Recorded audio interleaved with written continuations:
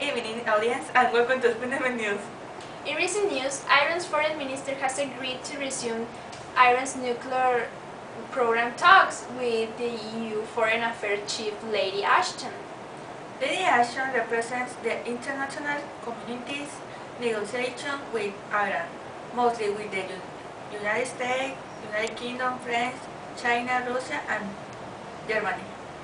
They're discussing about where will the negotiations will take place, and the date of course, and they're thinking about making it in Vienna or possibly in mid-November. I'm glad that they are finally going to make talks about this, and just like Mr. Khalili says, dialogue and cooperation are the solution. Mr. Khalili? Who is Mr. Khalili? Mr. Khalili, Iran's top nuclear negotiator. Oh, Iran's top nuclear negotiator. Oh, that's right. Well, I'm glad too that they're finally going to have talks about the nuclear program.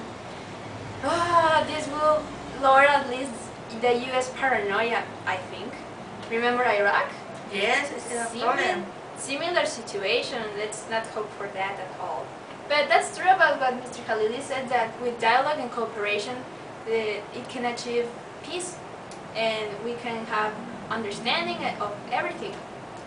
Because violence is not the answer, it's not the way.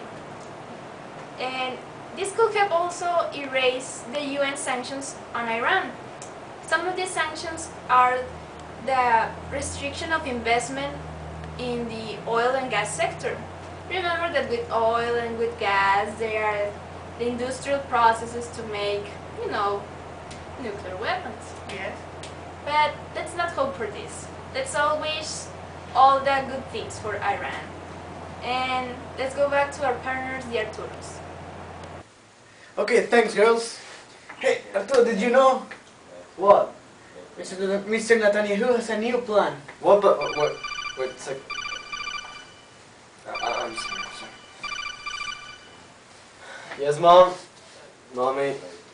Yes, I'm recording right now. I'm on the studio. Yes, on the news, Mom. Please call me later. Okay, I love you too. Yeah. Sorry for that. Is she watching us? Isn't your mom watching us? My mom doesn't even know how to turn on the TV. Come on. Don't be that mean to your mom. Oh, well, she's there. Whatever. Like I was saying to you. Oh, yeah. Did you know about Mr. Netanyahu's new plan? What? Which one?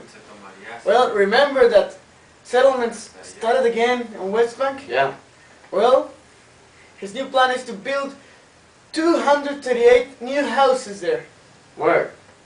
In West Bank and East Jerusalem. Oh, 238 settlements for homes, like home settlements? So, do you notice that,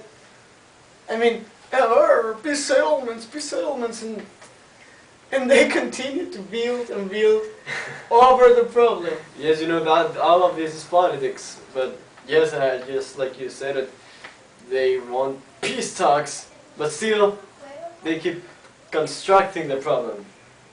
But what about the pressure that Mr. Netanyahu has been receiving from Washington? Well, Washington tried to extend the freeze in order to stop the problems and try to make the peace agreements. But well, Mr. Netanyahu seems like very sure about his ways of thinking and his ways of acting and his ways of building. I made a pun. Well, yes, just like my partner said, although the freeze was supposed to expire on the 26th of September, Mr. Netanyahu came this October 11th, and he said to the Palestinians that in order to give them the authorization to settle in their territory, in what they call the Israeli state, they want to be recognized as the only Jewish state. So the people who want to come here, they must pledge allegiance to the Jewish state that Israel has become. Sounds like I don't know, I mean, it's so. I have so many words to describe this, but I can't tell them because we're like on open TV, you know. Well, But just and also about the settlements, Mr. Netanyahu, it's very hard to pronounce. Yeah. Well, Mr. Netanyahu said that the only way in which the settlements will be frozen again is like it's having the people from Palestine from Palestine to agree to the fact that Israel is the Jewish state. So you can see how religion influences this issue, like in so many ways, leading us to this point where it's like the main problem. Not only the settlements, but the religion issue. yeah, it's more like a belief issue, more than a real state or political issue. It's more like a belief issue. Of course, Mr. Netanyahu has been criticized from A lot. everywhere. Just a lot, not only from Americans, the ones that are trying to settle the peace agreements right now, but only from his own partners, the people who work around him, that have been criticizing him a lot. Obviously from Palestine, More than ever. which obviously didn't agree. Yes, the Palestinians don't want to just give it up and let the Israelis have a control over them. As you can see, Mr. Netanyahu just seems to keep wanting more power. He wants to become more powerful by taking these decisions in which he wants the Palestinians to be part of the Israel state by pledging allegiance to the true Jewish state. It's a hard issue to analyze it.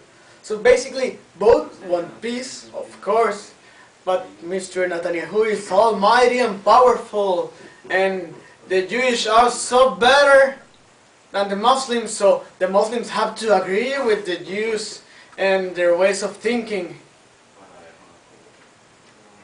I mean, doesn't that sound ridiculous? Well, from my point of view, that's the way Mr. Netanyahu thinks.